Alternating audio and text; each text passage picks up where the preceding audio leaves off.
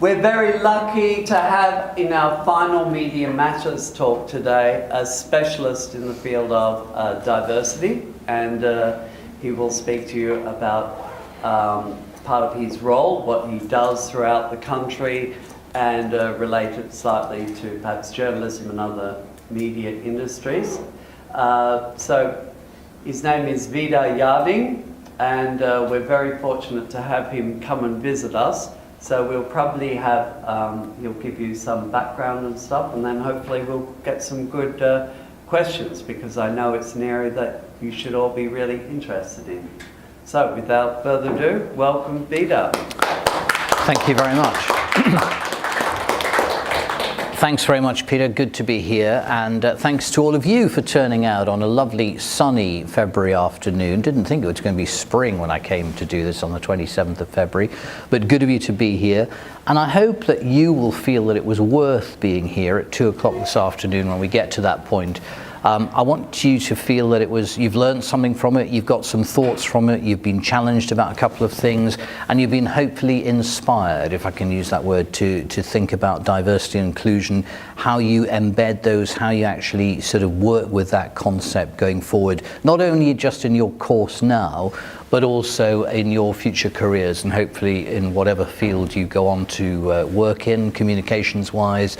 You'll find this sort of initial introduction to the whole concept of inclusion and diversity helpful and thought-provoking. Just a couple of housekeeping rules before we get going. First of all, can everybody hear me? Yeah, good. That's always a good starter. I shall also just mention, for those who don't know, and there's no reason why you would, that I happen to be visually impaired. So if I am, as you might think, dull or uninteresting or boring, and you yawn and your eyes glaze over, I shall be blissfully unaware. However, if I hear the snoring or feel the missiles, I'll get the message. Is that okay? Peter will be very kindly fielding questions. So if you want to attract somebody's attention, to make a point, ask a question, leave the room, do whatever you want to do, then Peter is your man in that regard. He is what I call my David Dimbleby figure for the next hour or so. And I really do hope we can make this as interactive as possible. There's nothing worse than one person droning on endlessly. I'd really like your input and your thoughts to the next 60 minutes or so. Okay, so very briefly, my background is in journalism. First and foremost, I went to Manchester University, studied languages, and then did a postgrad journalism degree in London City University back in the mid to late 1980s. And ostensibly for the last 3 decades, I've been lucky enough to work with ITV News and regional programs. Firstly, overseeing political, current affairs, social action output in the Midlands, and over the last 10, 11 years, leading on what is a national role around inclusion and diversity across England, Wales, Northern Ireland, and the Channel Islands. So I seem to spend a lot of my time on trains or planes, signing the visitor's book at home when I get the chance. So that's very briefly my background. And let me just start, before I talk a little bit more about diversity and inclusion.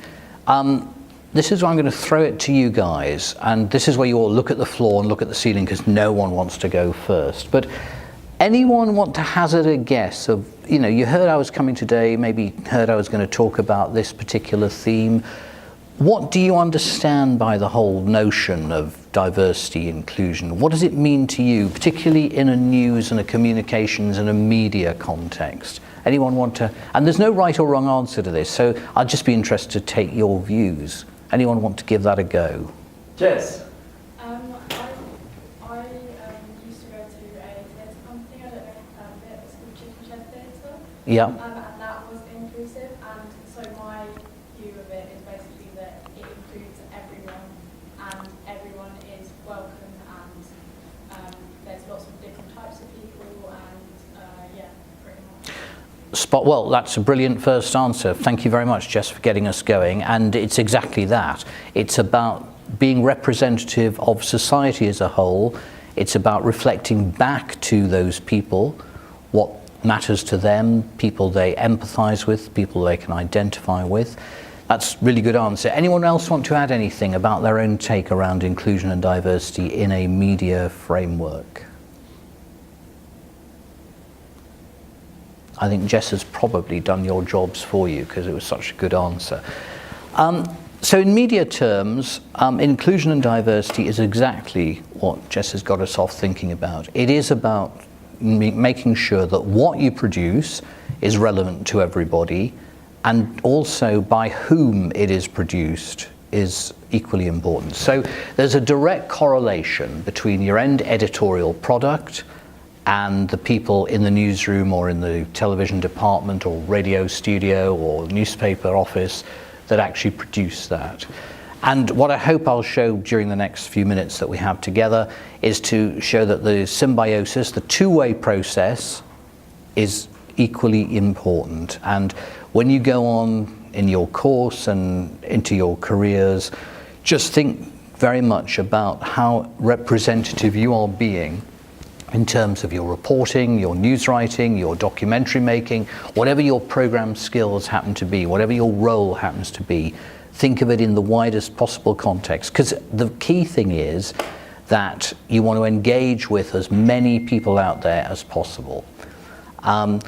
I think I'm going to take it as a given that morally you're all signed up to why it's important to be inclusive and diverse. So we celebrate people's distinctive natures, what makes us different through the diversity, but we also celebrate what brings us together, things we have in common through the inclusion.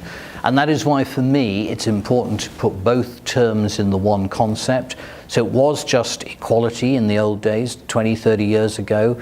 Then that morphed into something around diversity.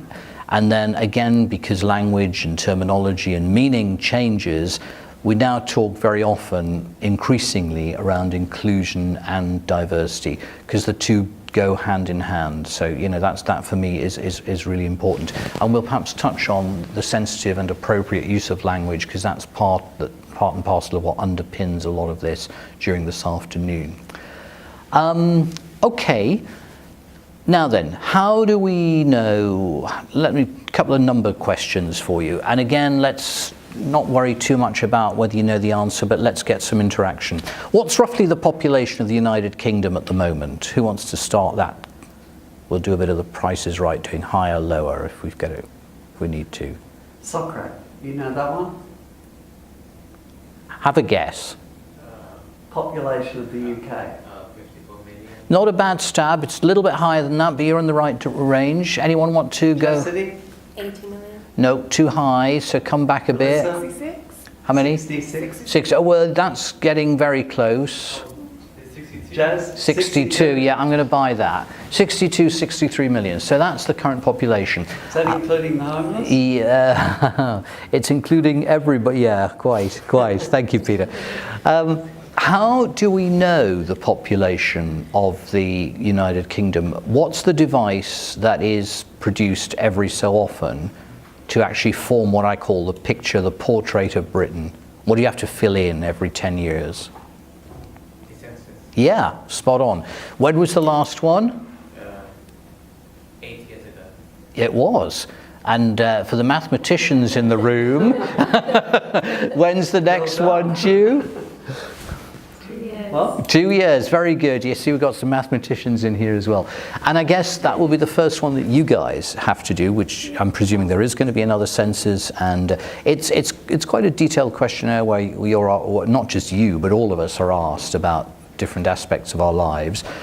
People from the ONS, which is an acronym for the Office of National Statistics, go off into a darkened room, do the analysis, do the number crunching, and ultimately produce a report whereby, you know, we get a whole picture demographically, population-wise, of not just the country as a whole, but it breaks it down into regions, counties, cities, and smaller parts of, you know, the geographical landscape.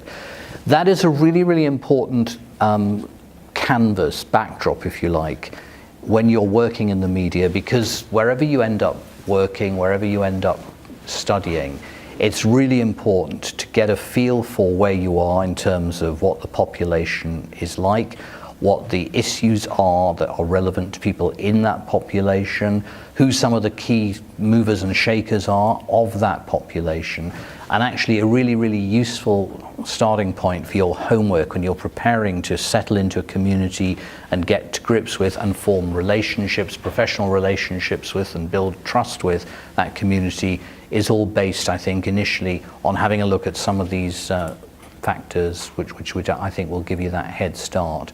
So that's a really important dimension. Now then, of that UK population that we had identified over here as 62 million, roughly, in percentage terms, how many people are women and how many people are men? Come on, have a go. Come on, Petra, have a punt. How many men, how many women? Male, female? There are more females than I'm pretty sure of that. There are. More females.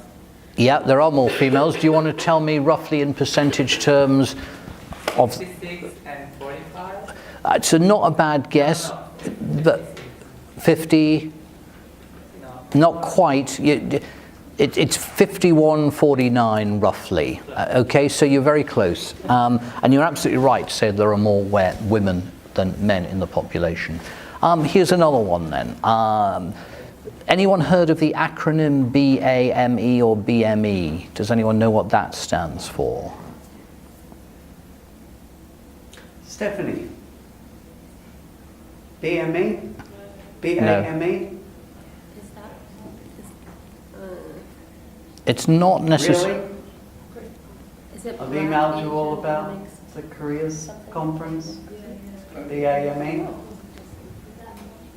If I start you off, it's black. Asian. Yeah. You're on the right track. Go on. Minority, ethnic. Okay. So people who come from that particular cultural background in the UK at the moment, and obviously there are regional variations, London, Birmingham, Manchester, some of the urban areas would have a much higher proportion of people from a BAME background than, say, not Cardiff, Cornwall or Carlisle.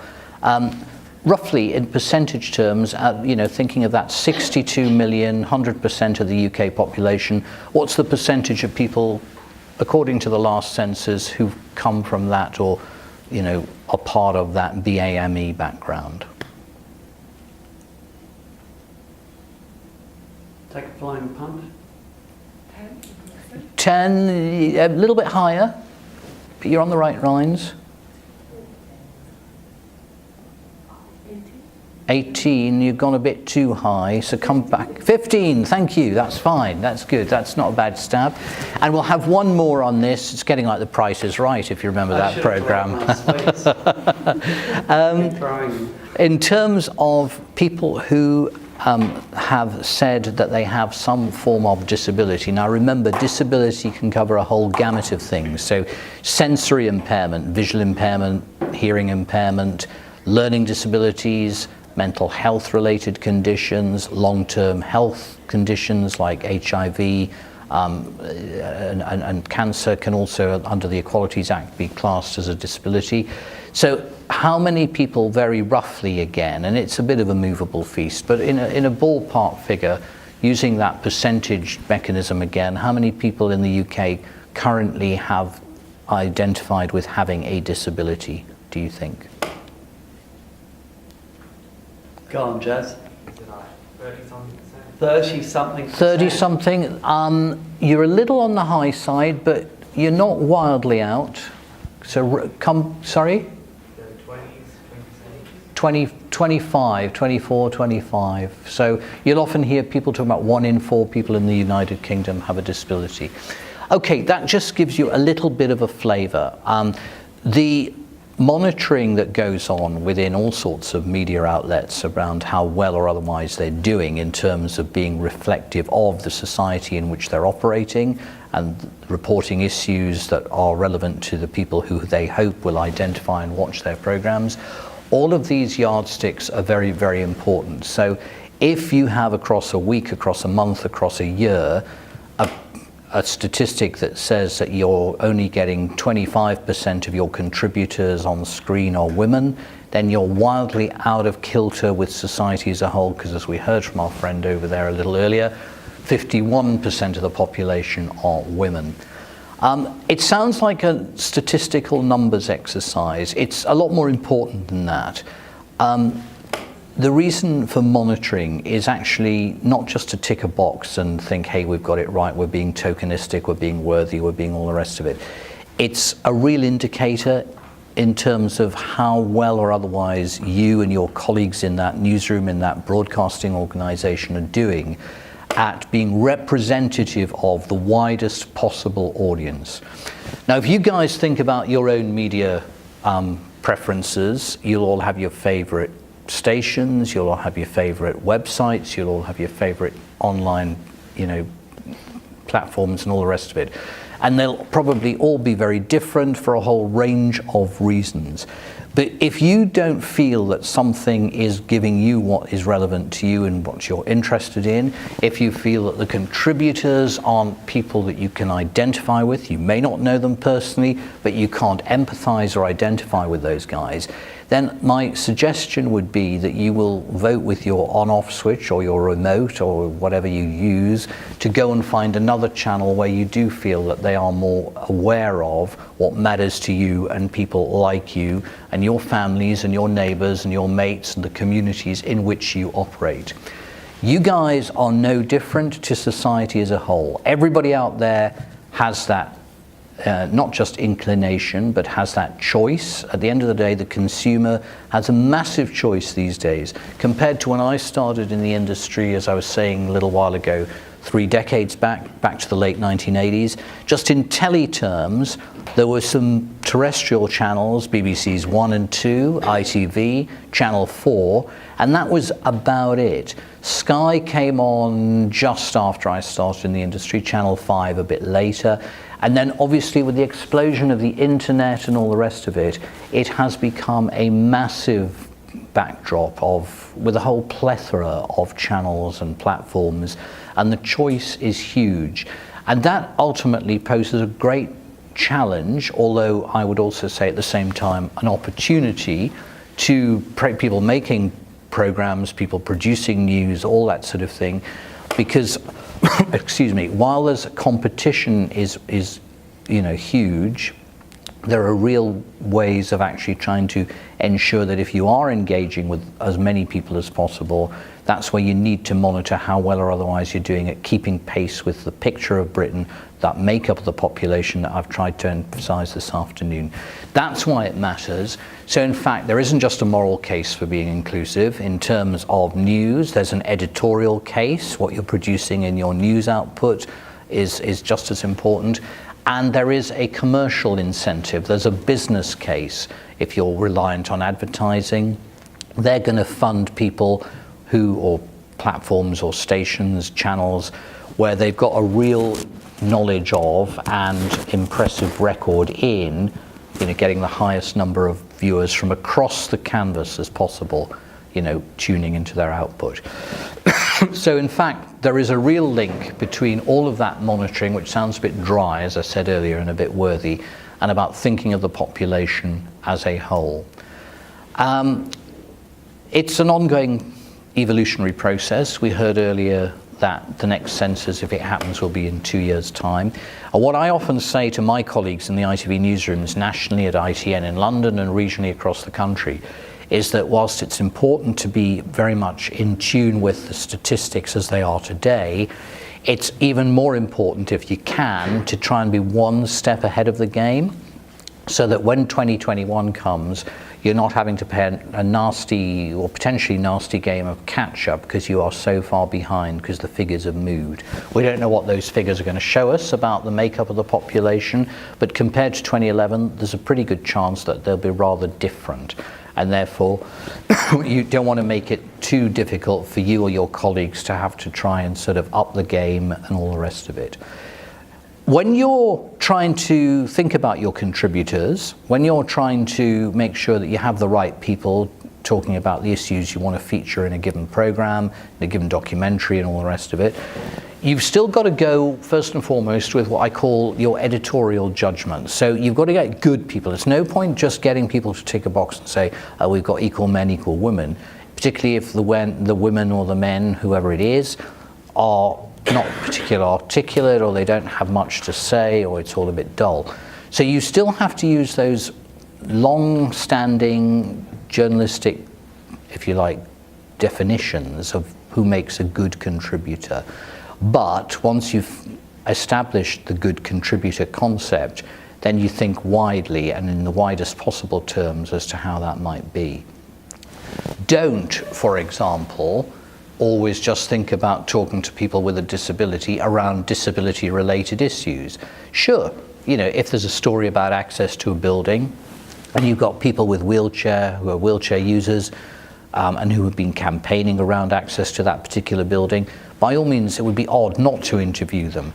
But then just remember that actually they, like everybody else, men, women, old, young, disabled, non-disabled, etc., they have views on whatever the big subjects generally are. So, you know, whether or not Brexit should be postponed, whether or not, you know, the local football team is doing well, whether or not, you know, the National Health Service is having major challenges around waiting lists. It doesn't matter what the big subjects are.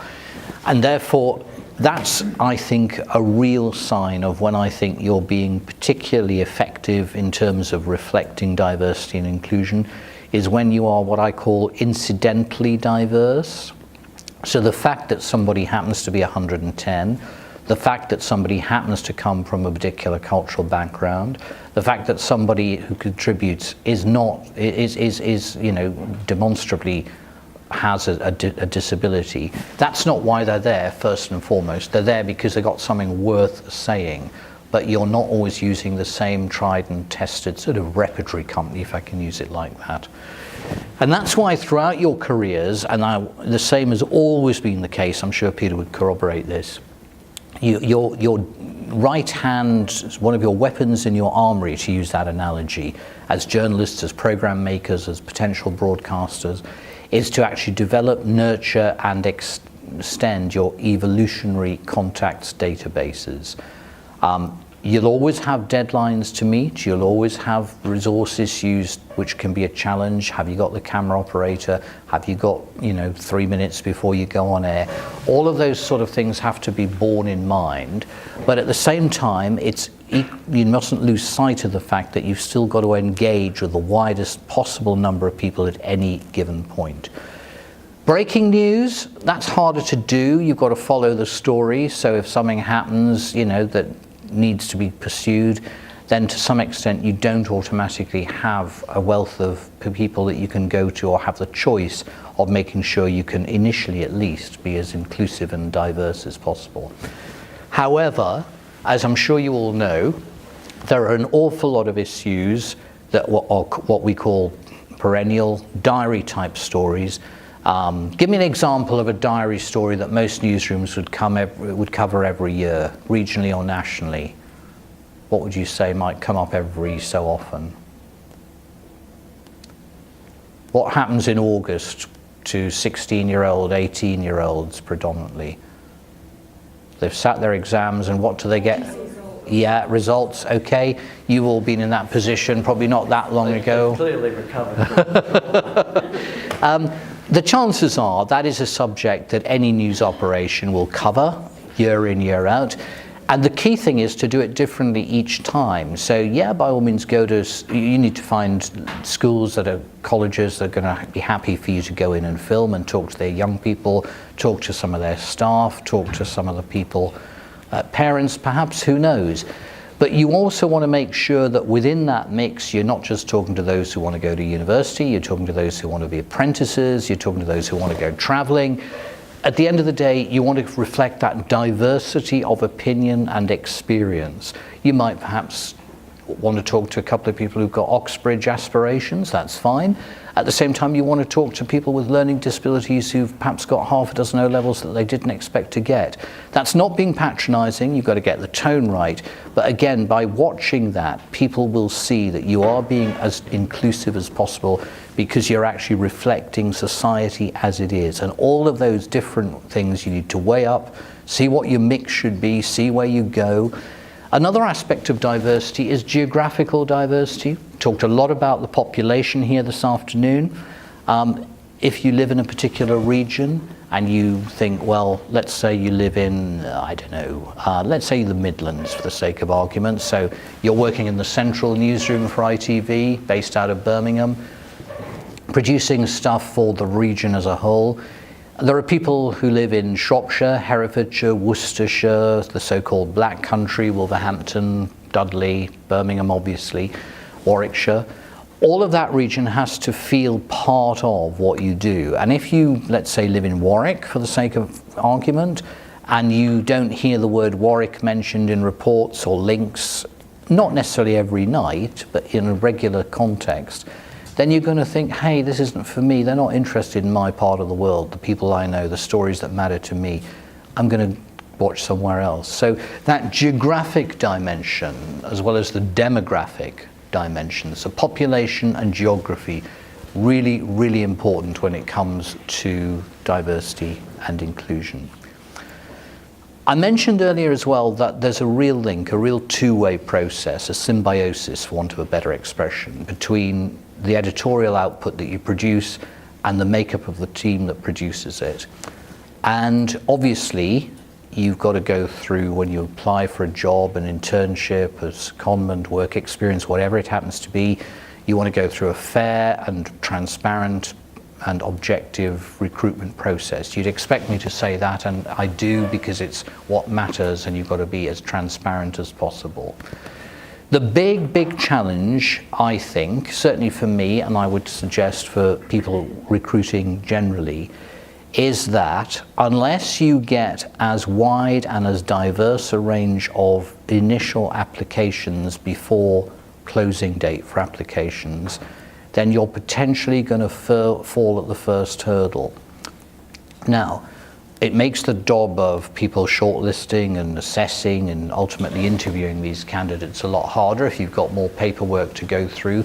But actually, it probably really does mean that whenever the successful candidate gets through all of that, minefield of application processes, it means that they can look people genuinely in the eye and think, I am the best person for the job that was advertised at the time. And for me, I think many people would still say, although I think we've made inroads into this, but there's a long way still to go, that the media per se is a middle class profession. And it sadly, not deliberately, but inadvertently, for want of a better word, overlooks what you might hear some describe as harder to reach communities or easier to overlook communities. What in the old days we'd have talked about as class, what we now perhaps more politically correctly term as people's socio-economic background. And it really, really is important, as well as looking at some of the other population strands that we've talked about already this afternoon, women, people from BME backgrounds, people with disabilities, people with different ages. It's really, really important to try and ensure that you're recruiting from and reaching out to and involving and making people feel comfortable from different socio-economic groups. Unless they watch your output and think, hey, this is great stuff, I identify with this, I'd feel comfortable working in a place that produces this type of stuff, they're not going to give their chance to putting in an application for whatever the job is in question. And that's why I'm hoping that I demonstrate there is a very, very clear link between what is produced and by whom it's produced. You can only change the workforce over a period of time. Vacancies don't happen every day. You can influence your content daily because you have output that goes out most evenings at 6 o'clock, Monday to Friday, weekend bulletins, all the rest of it. But in terms of the workforce, that takes a lot longer to change the culture. It's a bit like, some might say, turning around a tanker. It takes a long time, but that said, it's still hugely important not to lose sight of that. And you guys will at some stage be applying for, I hope you will anyway, secondments and internships, and then maybe, vocations, etc.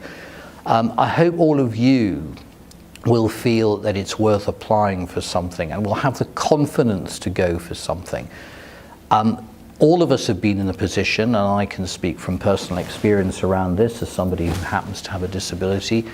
I felt that perhaps people wouldn't understand that or take me seriously when I was trying to break into the profession. Fortunately, I had support from people I met, from mentors, all that sort of thing, but it's only because I actually proactively went to talk to people, knocked on doors, asked if I could meet them, etc., etc. I would suggest to you those are, basic rules of trying to break into the industry are just as important today. And also being aware of what you're good at and what you're less good at. None of us in this room or in the industry as a whole or in society for that matter is perfect at everything. Anyone who tells you it is, or he or she is, clearly isn't, because modesty isn't one of their attributes. But seriously, you've got to be very honest with yourself about what you're really good at and what you're less good at. I won't say what the weaknesses are, because I don't think they are weaknesses. I think they're just different skills of ability. If you're comfortable and confident about that in your own mind, the chances are that when you go for an interview, when you go for an informal meeting, when you go for an assessment day, you will be able to convince or come over well to the people who are making judgments and making the decisions around recruitment, because they can clearly see that you've given it thought. And if you're comfortable in where you are, then that immediately makes them feel comfortable that you would be comfortable in their environment, in the job that they're offering. So give that some thought. Be aspirational, because, to quote the old lottery cliche, it could be you. And if you don't try, it can't be you, because you won't have put your foot and dipped your toe in the water in the first place. So everyone, every newsroom, every documentary, every program making team in the media, every PR office, all the rest of it, tends to be made up by a number of people.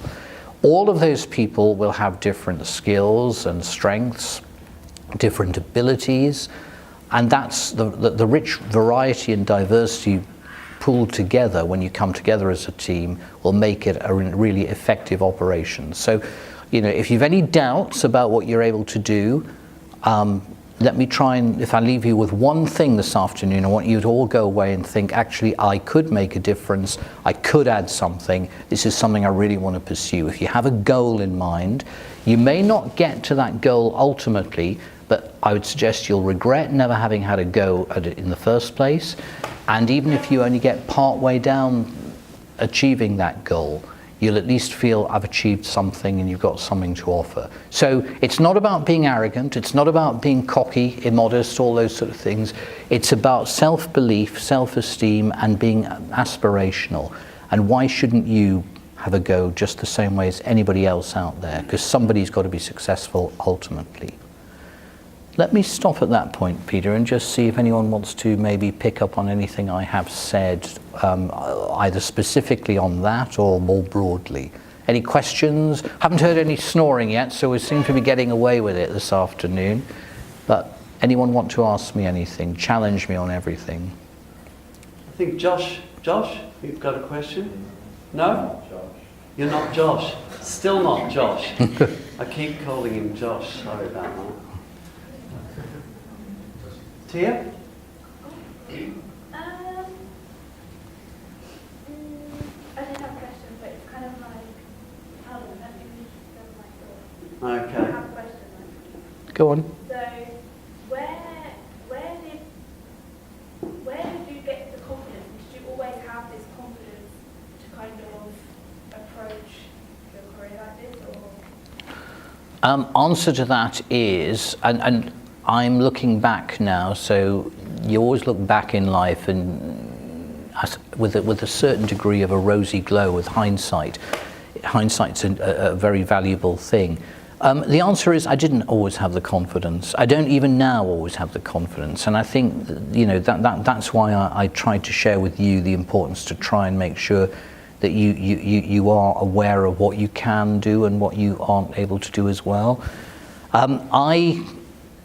When I was trying to break into the industry, I talked, as I mentioned, to a lot of people, but I actually read an article. It was quite a significant feature in my life. A neighbour happened to give me one of those Sunday Times cuttings, a day in the life of somebody, and it was a guy, sadly no longer with us, but at the time who was deputy editor of the Telegraph, and he'd been working in senior Fleet Street, journalism, newspaper positions. He happened to have been blind since the age of 11. And I wrote to him and thought, look, you probably get lots of letters and, approaches from wannabes like me, but have you got any tips, any advice, any, suggestions for how I might be able to sort of get into the profession and not necessarily follow in your footsteps per se, but actually, what have you learned? What do you think the challenges are? And to his eternal credit, he very kindly invited me to meet with him. He didn't wave a magic wand and say, here's a job, but he talked through some of the issues around the challenges that I'd face. And he said, if you can get a professional qualification under your belt, then people can't say you can't do it or can't be perceived to see that. And that's why I did the postgraduate course. I was lucky enough to get a place on that in London. And during that, I did practical vocational placements. They in turn helped me to gain the confidence to say, hey, I could do this. I was very mindful increasingly of what I wasn't able to do. I couldn't have directed, in my view, a program because you need to have very good sight. I would suggest there'll be others who say you don't need sight to do that. So it's a very personal view. But in my view, you do. You need to make sure that the studio is right and the lighting is correct and all of those sort of things, and the visual image on screen is something that the viewer is going to find comfortable and appreciate. I personally didn't feel that I could do that. However, I did feel that I would listen to people in debates or arguments and what people had to say. I could make judgments around that. The fact that I have a visual impairment in no way means that I haven't made mistakes, but they're not necessarily mistakes as a result of that, but they're just mistakes that I've made in terms of my editorial judgment. And I hope I'm right in saying that I have never thus far, and I hope I'm being not tempting fate in saying this, that anyone I've worked with, they'll have had disagreements with my running orders or with who I've chosen to get in to be a studio contributor at any given time, but they've never made me feel that the fact that I couldn't see is the issue. They're there basing it on your professional judgment and acumen. So confidence comes with age, to go back to your original question here, and it's something that, hopefully if it's something you don't feel confident about now, try to start feeling confident. Support each other as well, without making a glib or broad brush remark, sweeping generalization. Your generation is much better than I think my generation was at talking more frankly and openly around a whole range of issues. Do try and support each other, because ultimately no man is an island, as the poet once said. And it's important that you try and encourage each other, and we can all learn from each other. Good question though. Does that answer it? Yeah, no, thank you. Thank you. Who's next? Any thoughts, questions, observations? I've got a question. Go if on, I may. Peter. Yeah. I was really interested in any tips that you might have for our students, but when they're put in a situation where they feel uncomfortable, where they're expected to perhaps meet or talk to people that they don't know, because these days it's quite common for students to use their mobile phone as a prop, so they'll look at their phone to appear occupied. And I'm wondering, do you have any tips for what really they should be trying to do when they're in, say, a room with people they don't know, about how to initiate conversation? So journalism and the media generally is all about working with people, if that doesn't sound like a cliche. and breaking down barriers, even with small talk. And small talk is not always easy to come up with. Some people don't respond very well to it. Talking about the weather, talking about, you know, how busy a week it's been, talking about the travel you've had that day to get to that particular room where those people are. All of those things, I would say, it sounds trivial, it sounds almost trite to say that they're good conversation starters, they're good ways of breaking down barriers. Some people will probably be even more nervous than you are. Even if you're feeling uncomfortable because it's a new environment, remember that you're not there on your own, and that there's a pretty good chance that others in that situation are feeling, if not as nervous, then probably even more nervous than you are. So try and have those conversations. And the more that you try and interact with some people, you'll always get one or two people who are monosyllabic and don't really engage. And you can sort of tell, and it's odd for me to say this from my perspective, but you can tell by how people's facial expressions, you know, indicate what they're thinking or whatever. But you'll get indications of that. But for heaven's sake, don't just sit silently. Try and engage with people, particularly if they're people you want to interview, they're people you want to include in your vox pops, they're people from whom you want your viewers, your listeners, your readers to hear. Unless you get them to talk and open up, they're not going to do that. So I think that's really quite an important way of doing that. And setting up the interviews, and you know, sometimes you get sent on a story and you wouldn't have had time to set things up. You just come cold, if you like, to that room. But very often you get the chance to make initial phone calls and set stories up and, you know, make arrangements to meet people and discuss things like that. Make the use of that phone call to talk informally, to start making the links, to start building up that trust. The media is still not an industry or a profession that is held in high esteem. There's a paradox here, actually. Politicians, the media, estate agents often fight over the bottom place in those polls that are occasionally run about, which is the most distrusted profession. At the same time, the media is a profession into which huge numbers of people have always wanted, and still do, always want to engage. And I think the key thing is to ensure that, you know, to do that, you've got to build up trust with people, and you've got to be seen to be fair, and you're as good as your last report, all that sort of thing. But it takes time to build up trust. It takes time to talk to communities, to individuals from communities who are not comfortable about talking on camera, talking full stop actually, let alone on camera or into a microphone. So make sure that you do have those skills and that you are constantly working on all of that, because that helps to break down myths and barriers. Is that helpful, Peter? That's great, thanks. Chastity. So you were speaking about diversity and inclusiveness, and my question is, nowadays we're seeing that the viewership and everyone in media and consumers of media are becoming very sensitive. Mm-hmm. So my question is, do you think that diversity or inclusiveness could possibly hinder creativeness or nicheness or that kind of stuff of content that media outlets produce? And should it? Or could there be a balance where some outlets just keep, you know, the niche that they had before? For example, like, I know there was this big scandal about Family Guy, don't know if you guys know it, about the Indian character, and everyone was really upset about that, and different things in different shows that maybe was acceptable back in the day, but nowadays, because people are now sensitive, more sensitive now, that it's no longer acceptable. So Yeah. do you think that these different forums should adapt to the sensitivity of the climate we now live in, or should they continue producing, you know, what they're accustomed to, that we all enjoyed in the past? Yeah, I think what I would say is society constantly moves on, and so does everything within society, professionally and in other ways. And I think, obviously, there are some who would argue that if you employ diversity and inclusion to such a degree that it ends up being counterproductive, because you do end up then just doing it for a tick box exercise. But unless you are actually mindful to the ever-changing nature of society, to the ever-changing nature of the use of language, and I did say I'd come back to language, and I will pick that up here actually.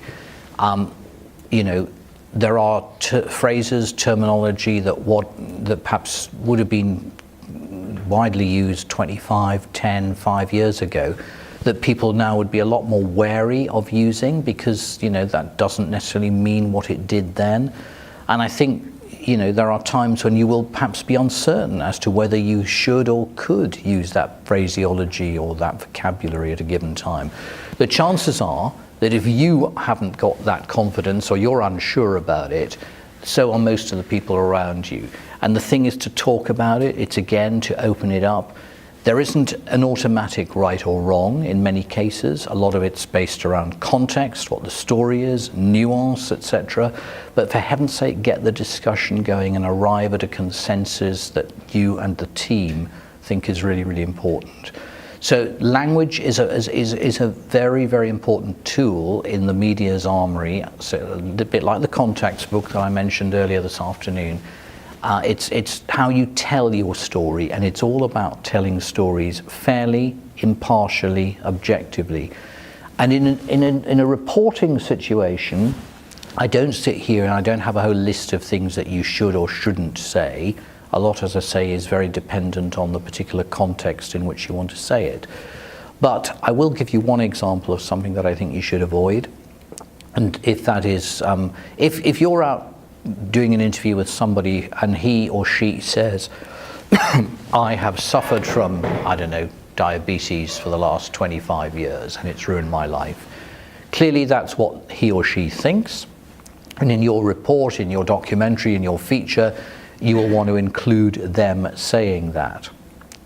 What I think is important is that you, as the producer, as the reporter, as the link in a sense between that interviewee, that contributor, and the wider viewership, your audience out there, you've got to play it dead straight, and you've got to talk about, you know, Mr. Smith has had diabetes for 25 years, then you play what he says, and then he says the emotional bit. But it's not your job to be emotional on his behalf. You've got to actually just play it straight. And I think this is where perhaps things have moved on, and you know, there will always be debates about some of the issues that you mentioned, and it's a really, really good thing to raise.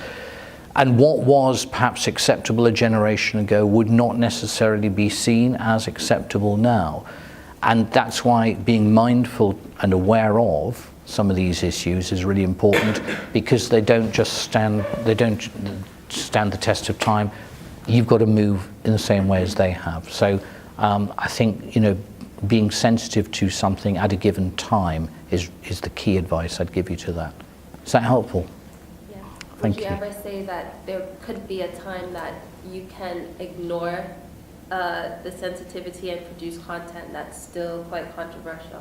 But is there no place for that? I think controversial is one thing, but I think within the framework of respect and balance and all those things that I've talked about here this afternoon, nothing wrong with provoking a real discussion about particular issues, as long as it's fair and it's seen to be fair and not inflammatory and inciting of different, you know, hatred and all that sort of thing. So it's got to be done within that very clear context. Okay. Thank you. Do we have one last question? Rachel, nothing? No? Anyone else? Petri? You say that we need to be aspirational. Yep.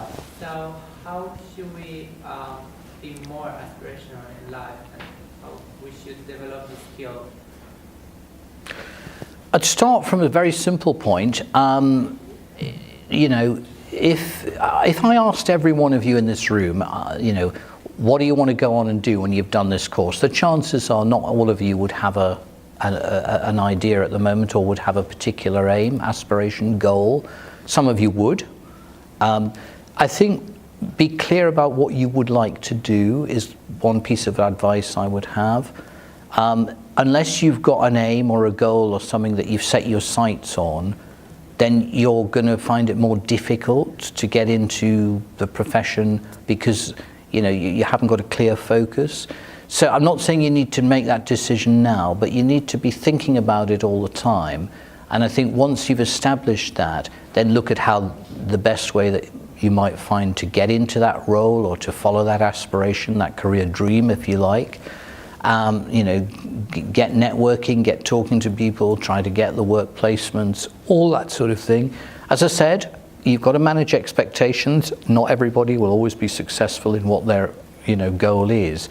But if you've got that, then it's a very, very clear guiding light. And along the way, however far you get, even if it's not to the ultimate goal itself, you will learn something that will benefit you in careers going forward. So that would probably be my advice. Is that helpful? Yeah, thank you. Thank you. Well, unfortunately, we've come to the end of our time, but I'd like to thank you very much.